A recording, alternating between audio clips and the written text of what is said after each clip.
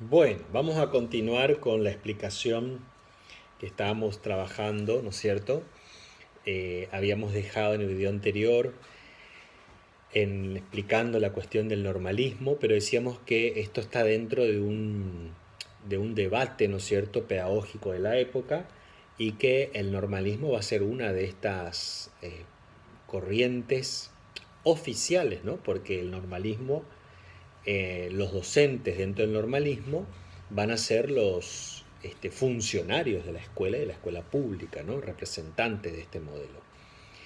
Ahora bien, para que sea debate tiene que haber también otras posturas. Y había otras posturas, sobre todo teniendo en cuenta que habíamos dicho también en el video anterior que en Argentina, con la apertura al migrante, llegaron también personas, inmigrantes, ¿no es cierto?, que tenían otras ideologías políticas, sociales. Entonces, esto hizo también que después en la sociedad y viviendo acá, esto también sea parte de esa cultura que estaba regenerándose, por así decirlo, o redescubriéndose o innovándose. Habían otras posturas que yo quiero, sintetizar así. Bien, estoy manejando mucho en el PowerPoint porque para que ustedes también después con el texto, el PowerPoint y el audio puedan, digamos, ensamblar y estudiar más fácil. Bueno, otras posturas, es decir, otros discursos, ya habíamos dicho todo lo que implica un discurso, que no eran normalistas y que existían. Si bien el normalismo era la versión oficial de la educación, no eran los únicos, ¿sí? Entonces, habían otros discursos, eran minorías porque digamos, los aceptados, por así decirlo, eran los normalistas. El primer grupo va a ser lo llamado los democráticos, que eran democráticos radicalizados. Estos eran los opositores directos al normalismo. Buscaban, después con el tiempo esto van a resurgir, ¿no es cierto? Pero buscaban nuevas experiencias pedagógicas, ¿no? Buscaban innovación pedagógica. Eh, Miraban mucho a Europa, por supuesto, pero lo que buscaban era, digamos, ofrecer a la sociedad otros modelos pedagógicos más allá de lo que podía ofrecer el normalismo, ¿no?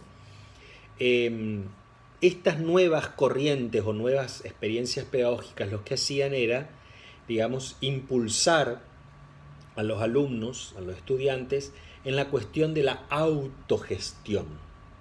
Tema que hoy en la actualidad estamos hablando con el tema de la pandemia. El alumno hoy se convirtió en un autogestor de sus tareas, de su aprendizaje, de la educación.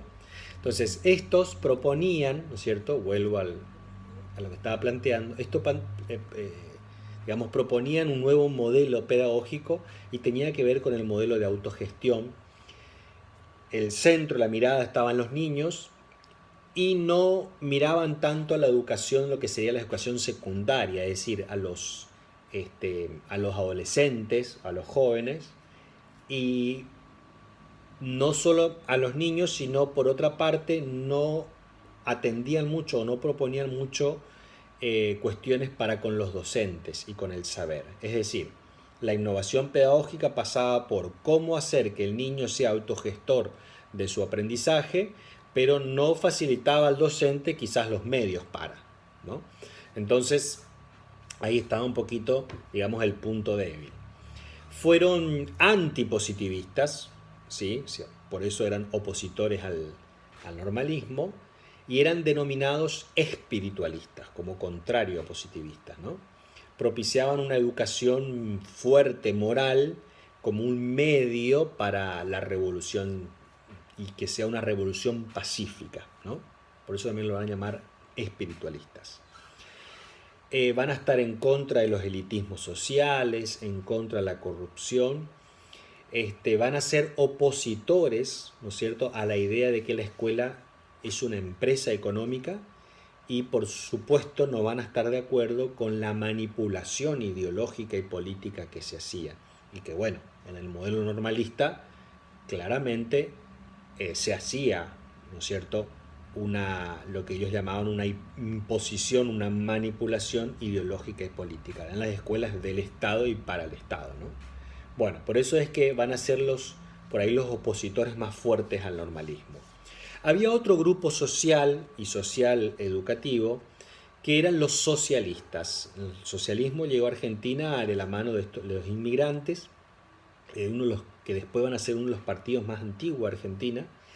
Los socialistas eran maestros, profesores, ¿no es cierto?, que eran militantes del socialismo, del partido socialismo. Se van a ubicar así como entre los normalizadores y los democráticos espiritualizados o radicalizados. Y acá viene el punto también débil y por eso eran rechazados, que rechazaban a los criollos, ¿sí?, y admiraban a los proletarios europeos, ¿no? Rechazaban el orden conservador, defendían la principalidad del Estado, estaban interesados, diríamos, ¿sí?, en la influencia de la sociedad civil en la educación, por supuesto, y van a promover las sociedades de educación y las bibliotecas populares, y acrecentaban el vínculo, es decir, estimulaban al vínculo más participativo, ¿no es cierto?, de estudiantes y padres en la educación, en la escuela. Bueno, los socialistas perduraron en el tiempo, no solo como partido, sino también como propuesta pedagógica. De hecho, después con el tiempo, ya en el siglo XX-XXI, tenemos muchas corrientes pedagógicas que tienen como un poco de cada una de estas. Y bueno, podemos discutir si estamos de acuerdo o no, pero si uno se pone a ver las raíces, aquí estarían las raíces, ¿no es cierto?, de estas corrientes que hoy también trabajamos, ¿no? Hubo un modelo, también estaba el grupo de los anarquistas. Los anarquistas no van a perdurar mucho en el tiempo. También son ideologías que vinieron de Europa. Los educadores eran considerados los educadores antiestatistas, es decir, anarquistas van a ser antiestado, ¿no? También eran llamados los libertarios en educación, ¿no? Ellos promovían la creación de escuelas, pero vinculadas a las organizaciones mutuales, a los sindicatos de obreros, a los grupos anarquistas. Es decir, escuela sí, pero no una escuela dependiente del Estado y mucho menos manipulada ideológicamente por el Estado, ¿no? Se van a extinguir, ¿no es cierto?, del sistema educativo, no tuvieron éxito. Ahora, entre estos tres grupos que hablamos, democráticos, socialistas, libertarios o anarquistas, ellos entre los tres van a coincidir en la experimentación o en la necesidad de una experimentación de una educación alternativa al modelo normalizador que triunfaba y que se sobreponía, ¿no? Es decir, ellos estaban buscando una nueva forma, algo diferente a lo que estaba proponiendo el modelo normativista o del normalismo, sobre todo con esta cuestión de que eran manipuladores de las ideologías, ¿no es cierto?, de las políticas del Estado. Fueron patriotas, ¿sí? Estos tres grupos fueron patriotas, consideraban la inclusión de los inmigrantes en la escuela pública, luchaban para que el inmigrante sea parte de la escuela pública, cosa que los normalistas, si bien incluían, en algún momento histórico rechazaban, ¿no?, al comienzo.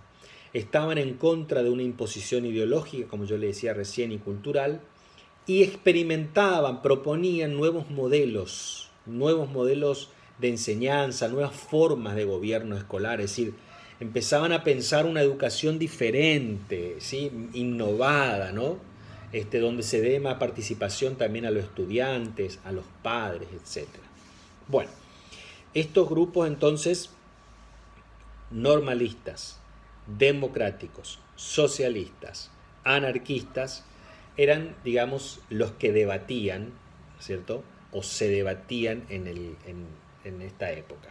Ahora, ¿qué pasa? Hasta ahora, estos grupos, estamos hablando como que hay un común denominador en todos estos grupos, que es el tema de la educación, pero la educación, digamos, enmarcada entre lo que es la escuela.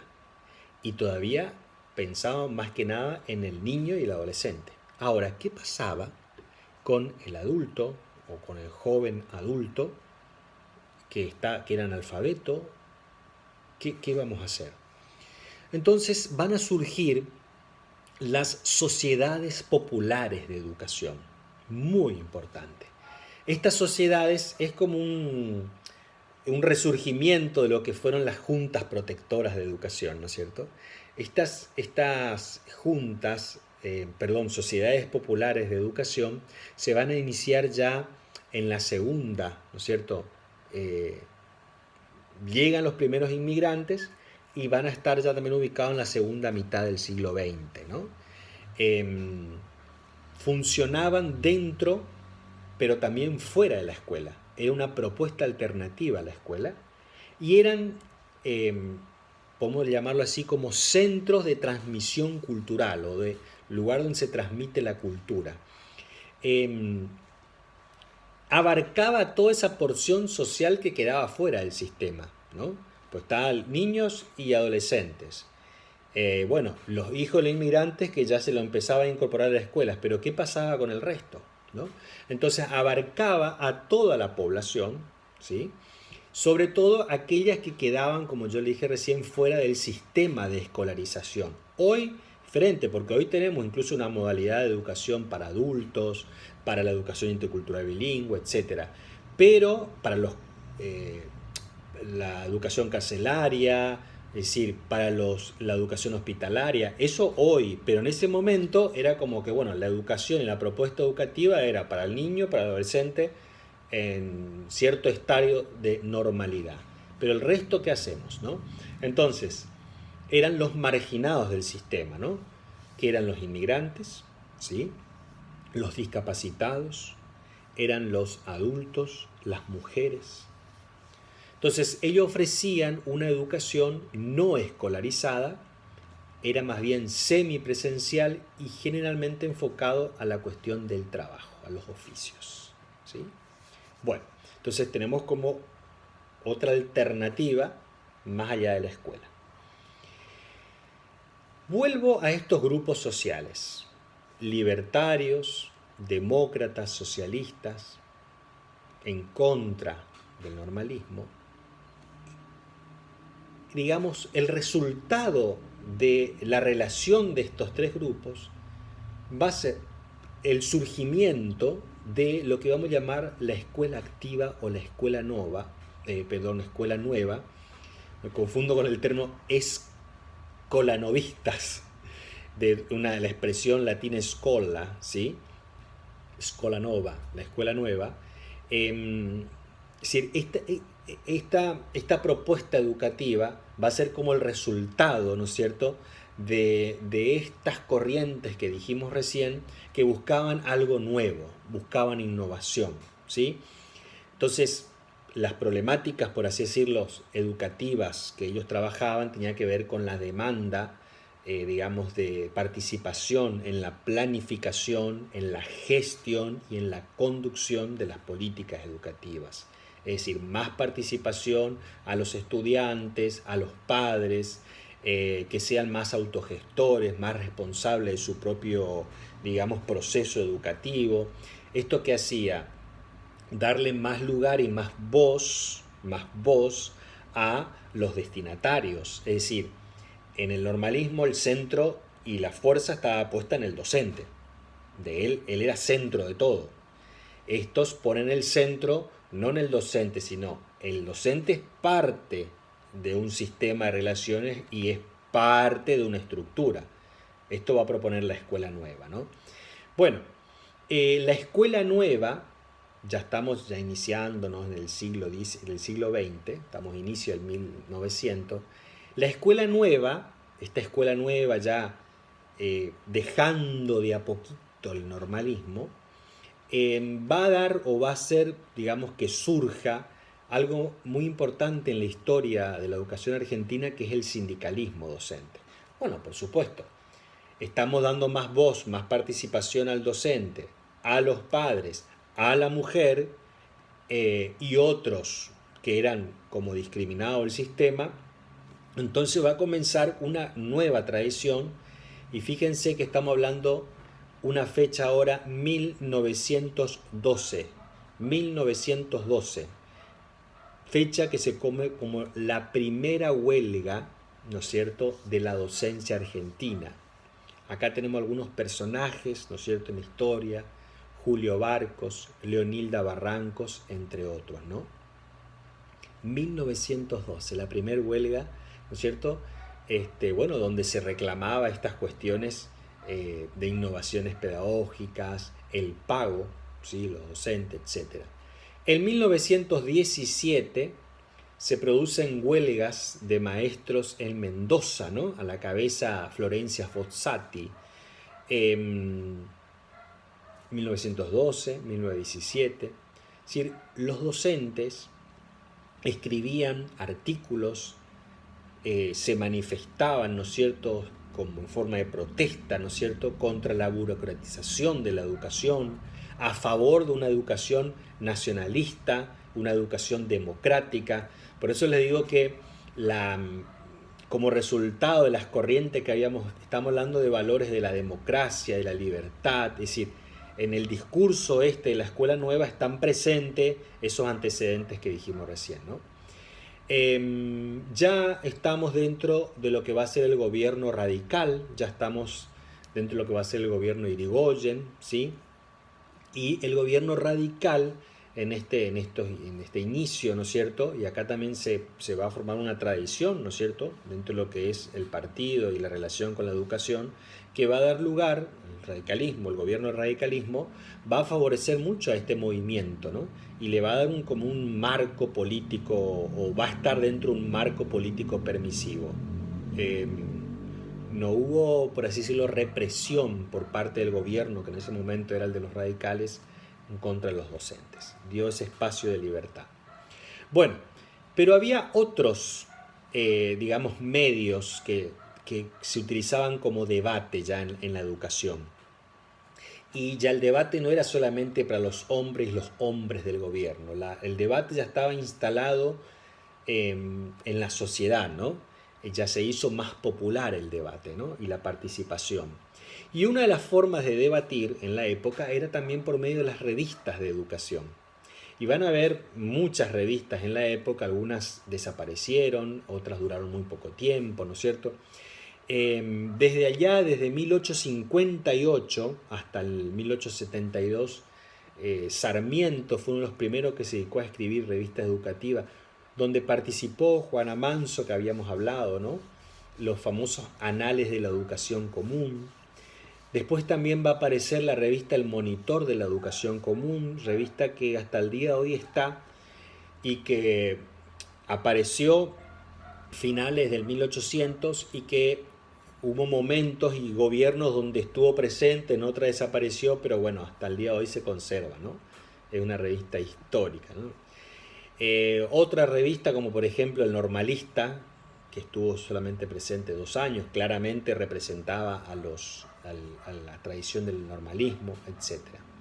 Van a aparecer otras revistas, ya estamos hablando de 1919, aparece una revista famosa, yo ahí les pongo imágenes, las primeras tapas, la revista Villiquen, que representaba un poco también a esta escuela nueva, que la revista Villiquen fue muy combatida después en el peronismo, y la revista que se puso como contrapartida y competencia de Villiquen era la revista Mundo Infantil, donde surge con el peronismo y se usa la revista, por así decirlo, también como transmisora de la ideología. Después vamos a ver algunas imágenes que ustedes tienen en el PowerPoint. Otra revista muy crítica, ¿no? Que era la revista popular de educación y que era la revista que representaba a las sociedades populares de educación, era la revista, surgió en 1921 y declinó y fue combatida y prácticamente desapareció con el peronismo también, porque, bueno, el peronismo históricamente también tuvo esta forma de proceder, ¿no es cierto?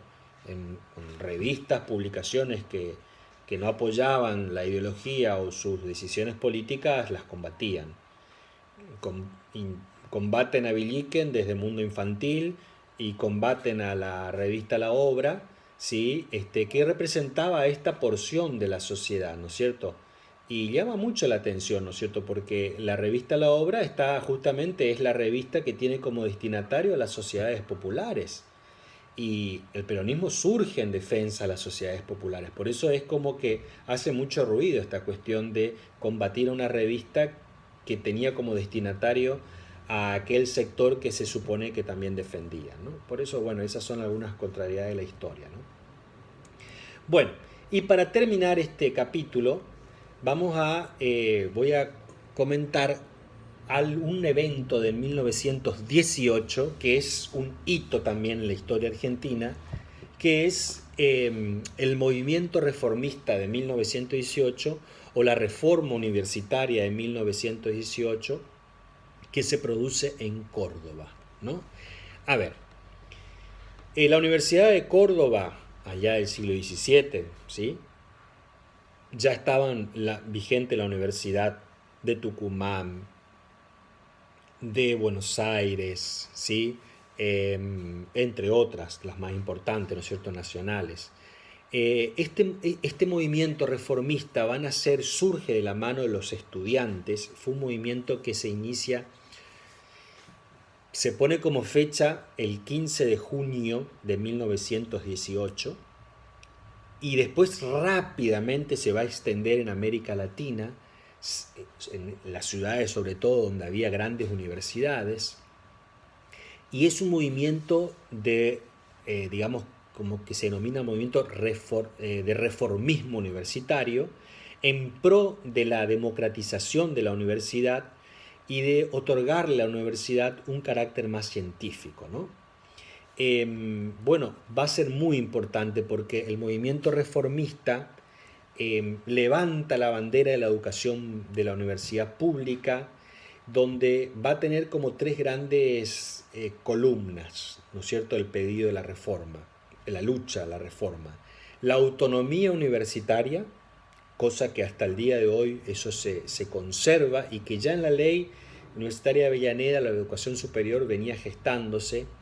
La libertad de cátedra que era muy importante para no ser manipulado, ¿no es cierto?, por gobiernos sucesivos, por ideologías presentes del momento, y el cogobierno, ¿sí? Estas tres banderas, autonomía universitaria, libertad de cátedra y cogobierno, eran las banderas, por así decirlo, de esta nueva reforma. Ellos van a hacer una fuerte crítica, ¿no es cierto?, a la enseñanza enciclopédica, ¿no es cierto?, el debate que le decía al comienzo, ¿no? A una educación, a una enseñanza memorística, desactualizada, digamos, o ajena a la realidad social.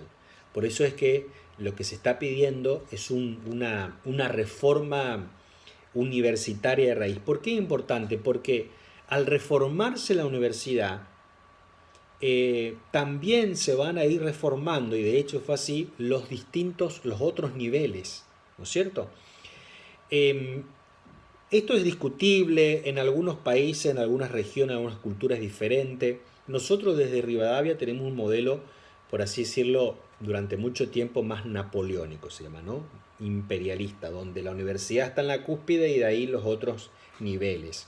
Bueno, estos cambios que se dieron desde la universidad, que es como el lugar donde se gestan las ideas, va a ser muy importante porque después esto va a llegar a los otros niveles. Y termino con una frase sacado del manifiesto el 21 de junio de 1919. La juventud ya no pide. La juventud exige que se le reconozca el derecho a exteriorizar ese pensamiento propio en los cuerpos universitarios por medio de sus representantes. Está cansada de soportar a los tiranos. Si ha sido capaz de realizar una revolución en las conciencias, no puede desconocérsele la capacidad de intervenir en el gobierno de su propia casa. Y esto surge justamente en el contexto de que se eligió un nuevo rector de la universidad, o se estaba eligiendo un nuevo rector para la universidad, prácticamente impuesto, donde ellos reclamaban justamente que no se le dio lugar, participación, y para que se democratice más justamente esta elección, que era un hecho, pero que en realidad no era ese único hecho, sino que estamos hablando de una forma de proceder, porque una elección así tan poco participativa o democrática en realidad es la representación de una forma de vida y de gobierno que se estaba queriendo cambiar. Por eso es que esta reforma no es solamente una reforma para la universidad, sino para la educación toda. Bueno, dejamos por acá y con esto vamos dando cierre a lo que sería la unidad número 3.